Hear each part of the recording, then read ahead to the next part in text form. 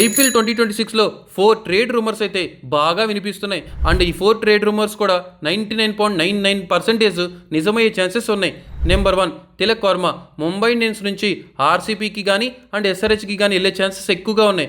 ఎందుకంటే ముంబై ఇండియన్స్ తరపున ఐపీఎల్ 2025 ఆడుతుంటే మధ్యలోనే ఇతన్ని రిటైర్డ్ అవుట్గా పంపించడం జరిగింది.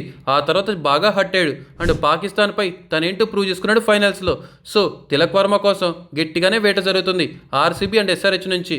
నెంబర్ 2 సంజు శాంసన్ బయటకు వస్తే చాలు మేము తీసుకెళ్ళిపోతాం, ఎంత ఖర్చున మేము పెట్టేస్తాం అని చెప్పేస్తున్నారు చెన్నై సూపర్ కింగ్స్ వాళ్ళు అయితే. సో సిఎస్కే వాళ్ళు రెడీగా ఉన్నారు.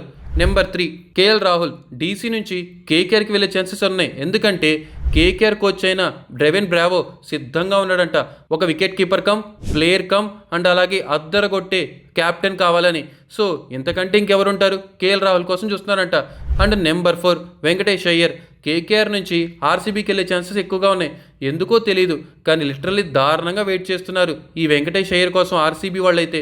సో ఈ 4 రూమర్స్ అయితే తెగ వినిపిస్తున్నాయి మామ. సో ఈ 4లో మ్యాక్సిమం నిజమయ్యే ఛాన్సెస్ కూడా ఉన్నాయి. ఏది నిజమైతే బాగుంటుంది అనిపిస్తుందో కామెంట్ చేయండి.